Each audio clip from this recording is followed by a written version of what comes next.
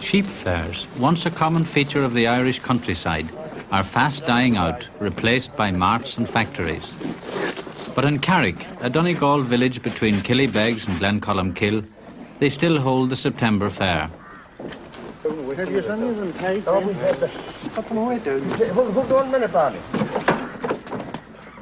These sheep are being tied up using hand-woven sugan straw ropes.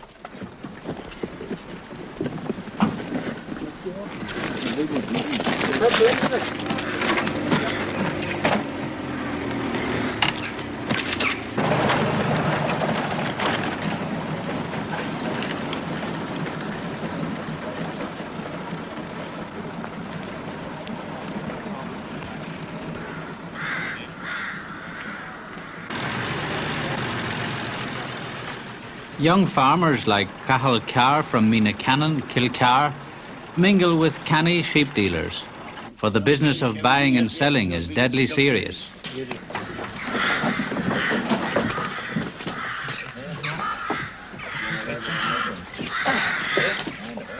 Teeth and bones are critically examined for signs of age or disease. Today we have 3.5 million sheep in Ireland, yielding some £20 million of wool each year, of which approximately 3/4 is exported, though we import almost as much again. A far cry from the early days, when a man might keep a few sheep for his needs, mutton for the table and wool for his back.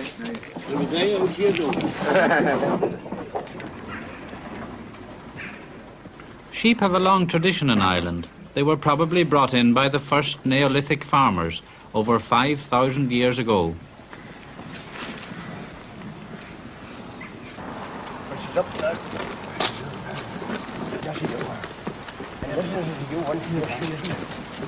And there's two on the opposite side there. Three. Is it three? That was again 3, 3, 6, 3, 9, and 3 is 12. Okay, 12. This is the big panther. One lying down now, she's not for sale. Mary, we give it a wee hush up. Make her dance, make her more proud of herself. She's real pretty. She's beautiful. 15 apiece. You must be joking. 15 apiece. What did you give me for the sheep anyway? Well, according to Duncanelli Mark yesterday, 15. They mean all the goods. 15. Do what I'll do in right words. I'll tell you what, it's too much to give you, but I'll give you a tenner. No, no good, no good. Well, that's all right. Give them for 9. Go on, give them for 9. No way, Give them for 9. No, I couldn't do that. No. I mean, when you study up this goddamn thing, you take them home, and maybe you'll lose 2 of them overnight. What the hell? Jeez, Jimmy, it couldn't work. The 9.5. 9.5. No, you know you got a you're bounty. You got a bounty off them, all right. So they're kept in the ear. They have their bangles in you. No, jeez, I wouldn't. No 9.5 about it. No way. No, I know they're all females, which is a very good thing. Yeah. Come on, you giving to me at 9? No, not a hope, no. No, I can't. Yeah, come here. There, I'll go through that £6, 13 a piece. If you want them, and if you don't, you can keep them. I always 4. split the differs. That's Right. okay. Split the difference. Right, That was that's 12 a piece. 12 apiece. Fine. That's it. Okay, Take them if you okay. All right, mark Thank them you, there. Ernst. Thank you. When the final bargain is made, the last animal sold, there is time to spare and money to spend. Perhaps to buy a new suit of clothes from the travelling tailor. Once the tailor walked from village to village, carrying the tools of his trade, a pair of scissors, a burnt stick for measuring, a flat iron called the tailor's goose. Spending a week in a farmhouse, cutting and stitching, making fine new suits from the wool, spun, dyed and woven by hand, clothes to last a lifetime, durable, weatherproof, warm as the fleece from which they were fashioned.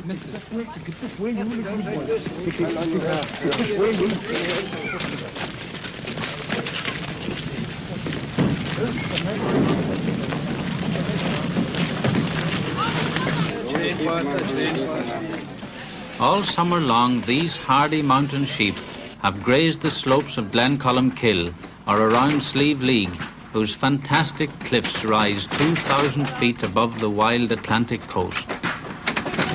Now they are going, some for export, more to be kept for breeding, and still more will browse in new pastures until the lambing and shearing seasons come round once more.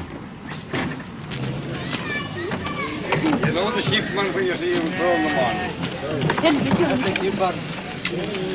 It has to make it good for him. Right, shoot by that. Who wanted that? Got the bridge in Hollywood. What it'll be no raging on. Hasta yes. Yes, you know the sheepman when you see him on.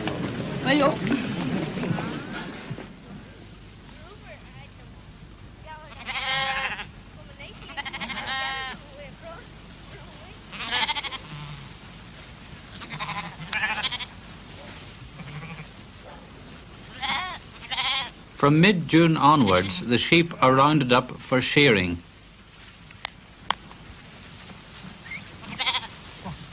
The Carr family are farmers, Frank Carr and his wife, and their son Cahill, who now runs the farm.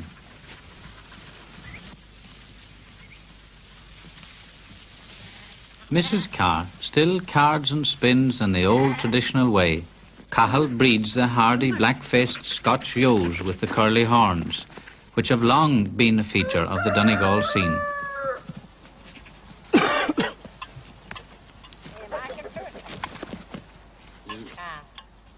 Shearing the sheep is a highly skilled job.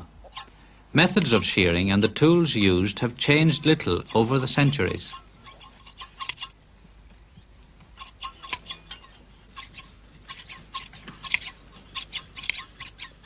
The sheep shears, or givas as it is called in Irish, that Cahill is using is very similar to one which was excavated in High Street, Dublin, a relic of medieval times.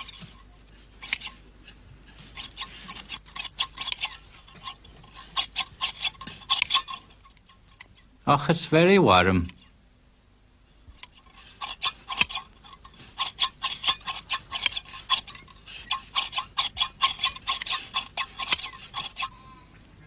Frank Carr takes a dander up from the new homestead to see how things are going. Sheep and the wool they produce have made Donegal strong since the days when the princely O'Donnells, lords of the fish, held sway. For over 400 years, princes and people withstood Anglo-Norman pressure, remaining prosperous and ruggedly independent, trading wool and homespun clothes to the great medieval shipping centres of Europe.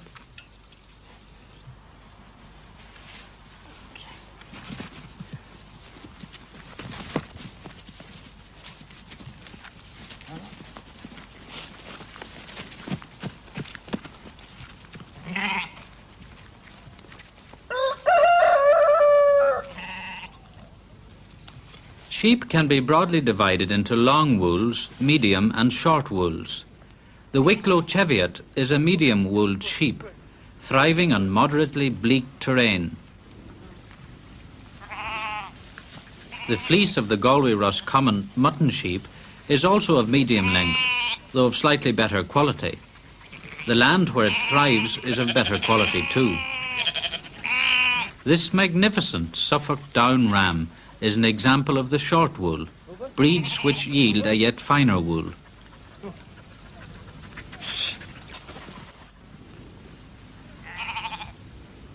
His fleece, though not yet fully grown, shows the crimping and elastic quality of the wool fibres. It shows clearly in this washed fleece. The mountain blackface fleece is long and coarse and is used mainly for carpet making and blending. Much of this wool is exported to Bradford in England.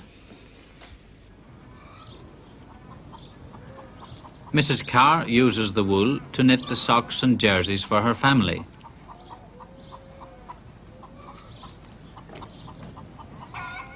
She does very little separating as she spins most of the fleece.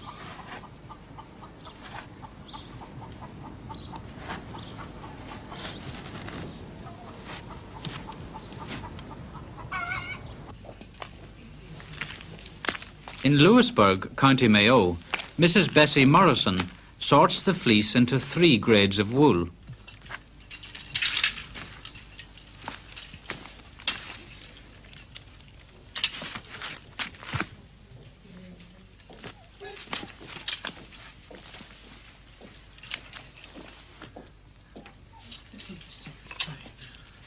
First, she discards the unkempt edges of the fleece.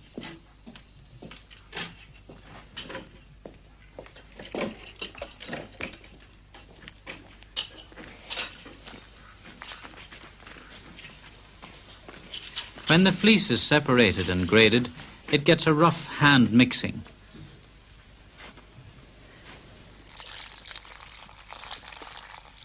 Then it is washed.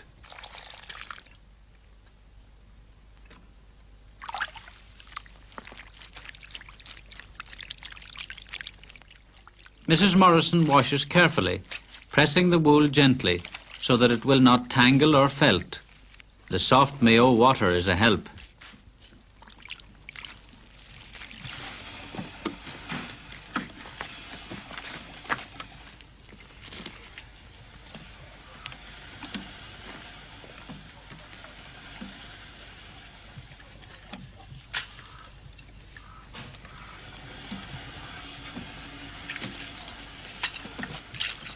When the wool is dry, it is teased or pricked clean of any briars or sticks.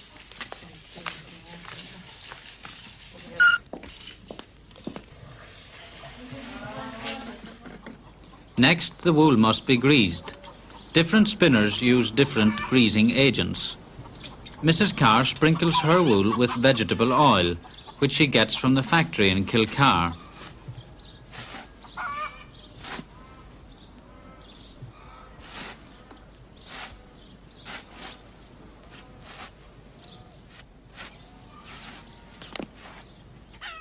Mrs. Morrison uses paraffin oil. The blending of oil and wool facilitates the carding.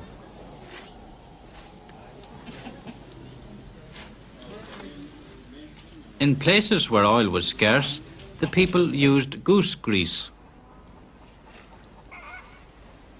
After the wool has been sorted, washed, teased and oiled, comes the carding.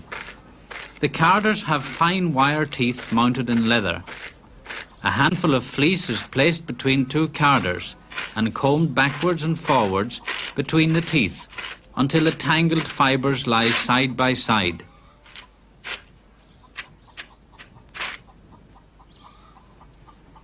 Lastly, the fibres are rolled on the back of the carder.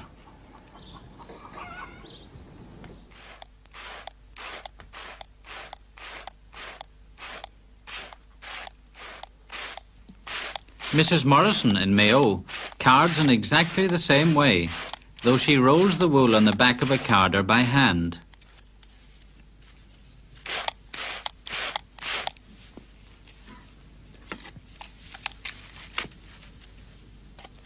Now the wool is ready for spinning. Mrs. Morrison uses the big wheel, the Tournemore. The spindle is driven by a band of wool.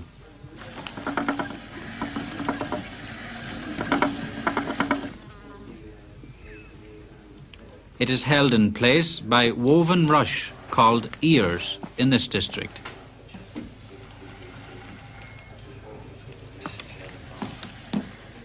To start, the wool is wound round the spindle. The wheel is turned, carefully drawing the wool out as it gathers twist.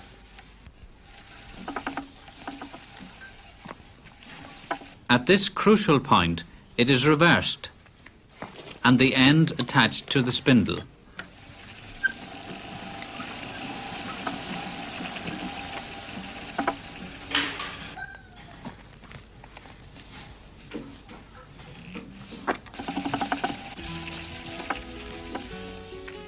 The spinner stands in order to work the big wheel, constantly moving backwards and forwards.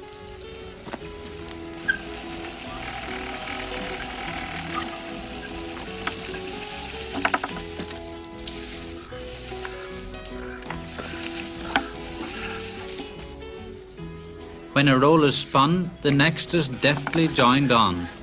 The whirling spindle twists the carded wool into yarn.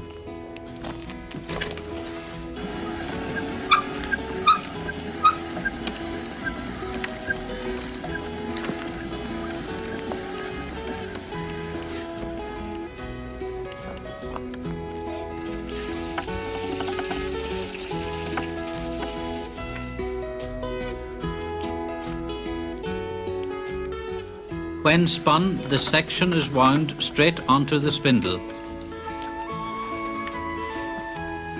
Maihuchri, Tor Caneladu.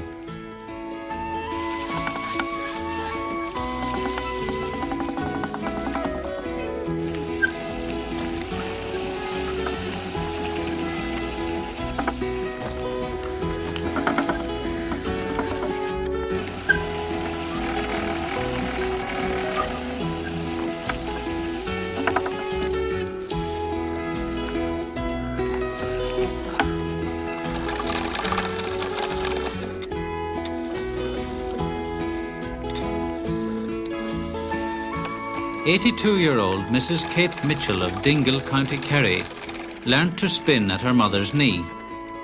It is over 40 years since she used the wheel, for the art of spinning has all but died out in the south of Ireland. Spinning to her is a reminder of hard times long past." In this district, the spindle is held in position by 2 pieces of Sally willow.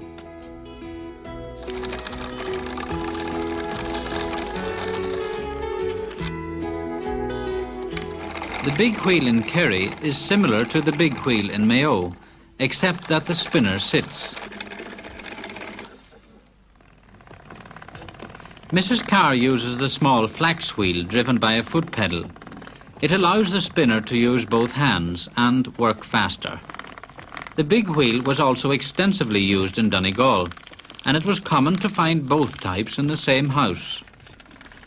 In 1796, the linen manufacturers in Ulster distributed 6,000 flax wheels and 60 looms in Donegal alone in a single year to encourage flax growing.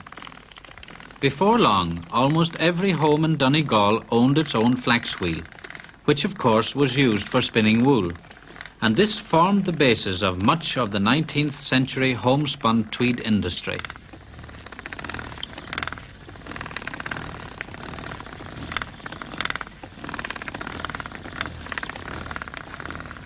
The small wheel, or Tuirnebeg, changed the social pattern. The girls of a parish carried their wheels to a different house each night and passed the hours together, carding and spinning, storytelling and singing, drinking the odd cup of tea, and having a few dances in between when the men were ready to join them. Aye, and many's the match was made at the factory, as they called it.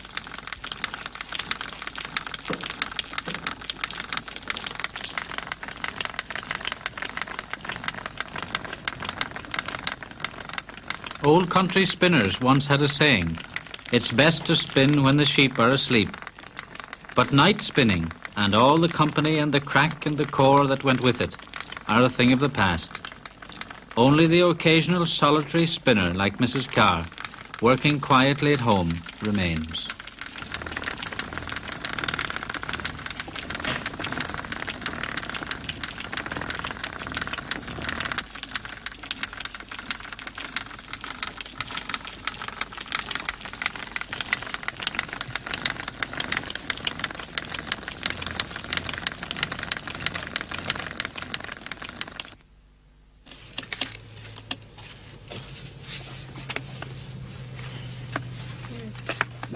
The flyer evenly distributes the yarn onto the bobbin.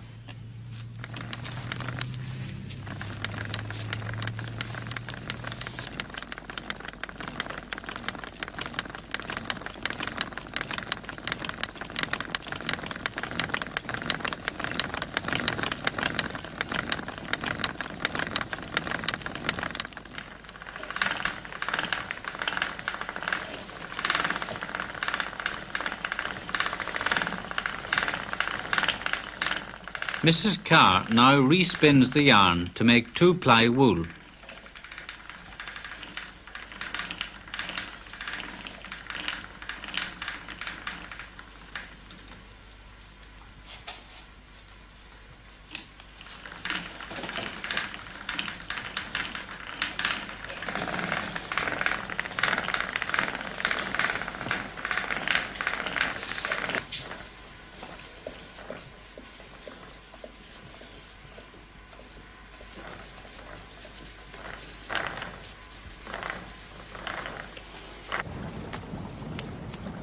In high summer in North Connemara, it is traditionally the children's job to go out after rain to gather the scratlach, the grey lichen that grows in the granite rocks of the area.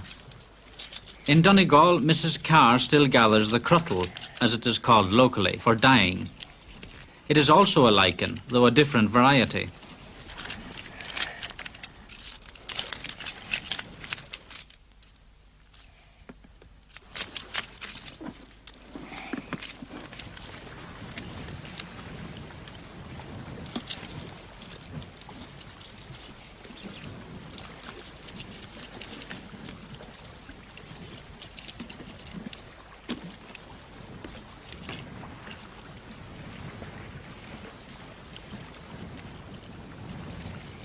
The Latin name of this lichen is Parmelia saxatilis.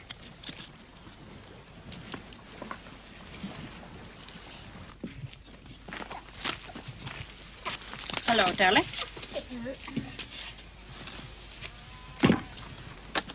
Yeah.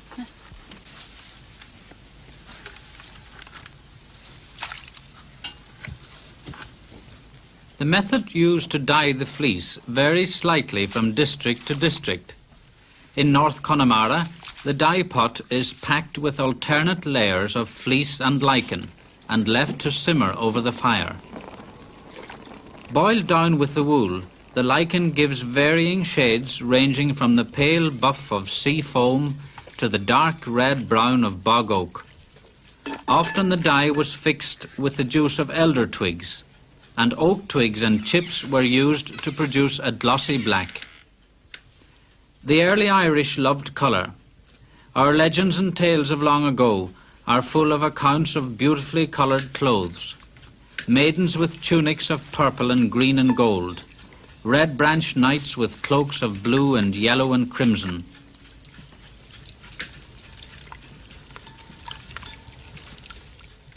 Mrs. Mary Coyne waits patiently.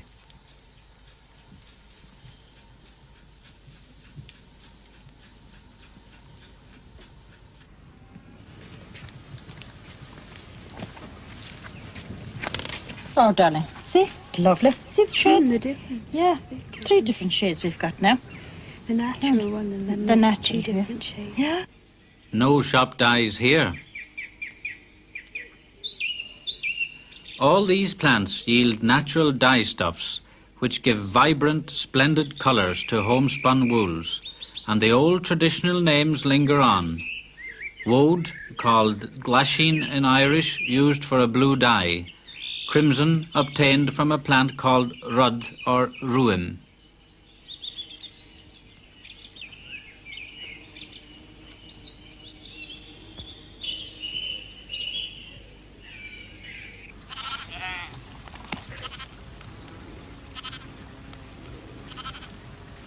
The roots of water lily dye a dark, rich brown. These skeins of homespun wool are all naturally dyed. The Aran Islands on the western seaboard have long been renowned for their hand knits. Fishermen's gansies in banyan wool, still retaining the natural oils which keep them waterproof.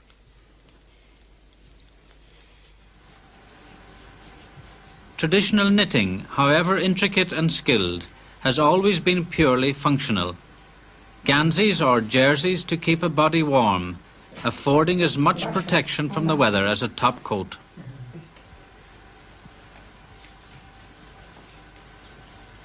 Socks sturdy, long-lasting, knitted from natural wools by patient hands, like Mrs. Carr's. The Carrs reared 13 children in frugal comfort because they were largely self-supporting. Shoes and boots made and mended by Mr. Carr, who in his young days was apprenticed to the local shoemaker.